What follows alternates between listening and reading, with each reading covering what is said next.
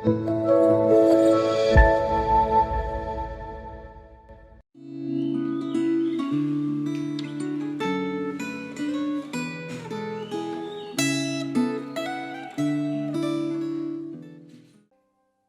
saudara, kita akan mendengarkan dan merenungkan firman Tuhan bersama-sama.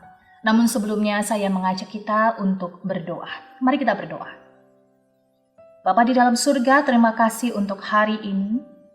Kami siap untuk mendengarkan firman Tuhan. Bukalah hati dan pikiran kami. Dan kiranya kami bukan hanya menjadi pendengar firman-Mu yang setia, namun ajarilah kami untuk menjadi pelaku kebenaran firman Tuhan. Di dalam nama Tuhan Yesus kami berdoa. Amin. Saudara, hari ini saya mengajak kita untuk merenungkan bagian firman Tuhan, yaitu dari 1 Raja-Raja pasal yang ke-12 ayat yang ke-25 sampai ayat yang ke-33. 1 Raja-Raja pasal yang ke-12 ayat yang ke-25 sampai ayat yang ke-33. Saya menghimbau saudara untuk dapat meluangkan waktu membaca keseluruhan dari perikop ini.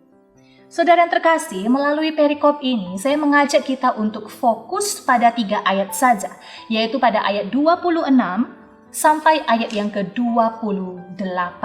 Saya bacakan buat saudara. Demikian firman Tuhan. Maka berkatalah Yerobeam dalam hatinya, kini mungkin kerajaan itu kembali kepada keluarga Daud.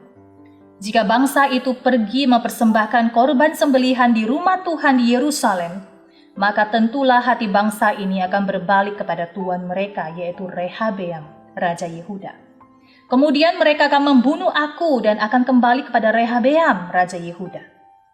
Sesudah menimbang-nimbang, maka raja membuat 2 anak lembu jantan dari emas dan ia berkata kepada mereka, sudah cukup lamanya kamu pergi ke Yerusalem.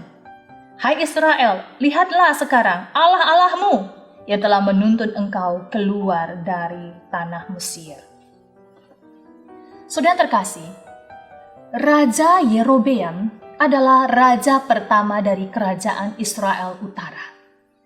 Walaupun Yerobeam, dia menjadi raja berdasarkan janji Tuhan yang disampaikan melalui Nabi Ahia, tercatat dalam pasal 11 ayat 29 sampai 31. Namun, dia tidak memerintah dengan mengandalkan janji Tuhan, sehingga hatinya dikuasai oleh rasa takut dan kekhawatiran bahwa rakyatnya nanti akan kembali takluk kepada Raja Rehabeam, seperti yang tadi kita baca dalam ayat yang ke-26 sampai 27. Ketakutan dan kekhawatiran inilah yang membuat Raja Yerobeam melakukan kesalahan yang sangat fatal di hadapan Tuhan.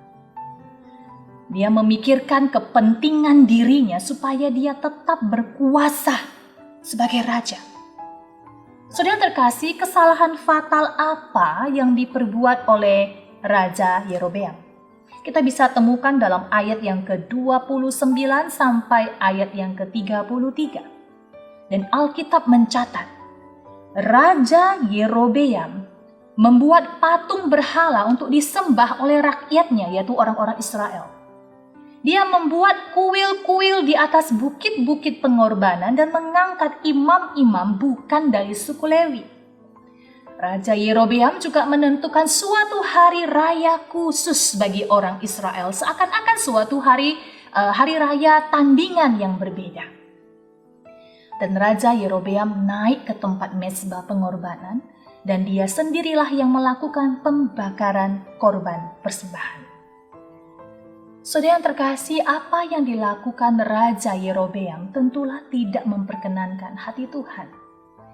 Dia memilih kebesaran, kepentingan, dan kehormatan bagi dirinya daripada kesetiaan kepada Allah.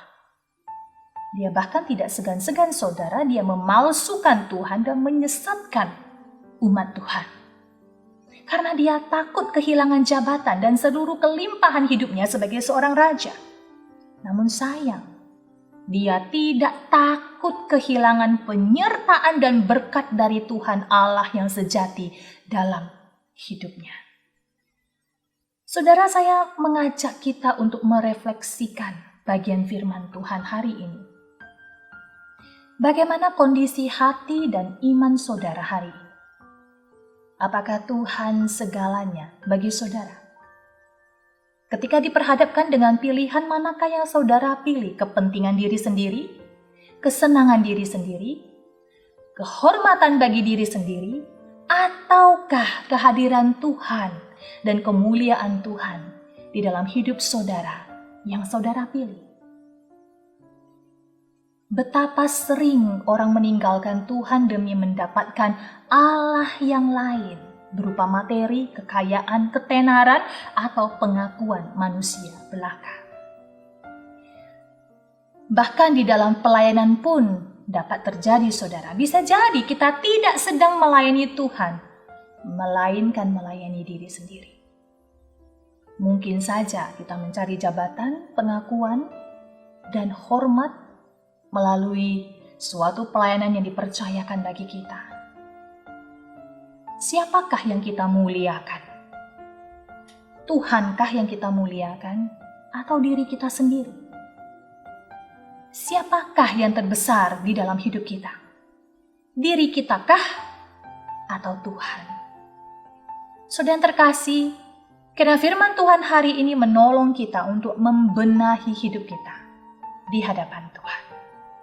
Saudara, mari kita berdoa. Terima kasih Bapa di surga. Jikalau firman-Mu hari ini boleh menegur kami, Tuhan, tolong supaya kami sungguh hidup di dalam kebenaran firman Tuhan. Biarlah firman Tuhan hari ini boleh membenahi hidup kami, mengoreksi hidup kami. Di dalam nama Tuhan Yesus kami berdoa. Amin. Tuhan Yesus memberkati.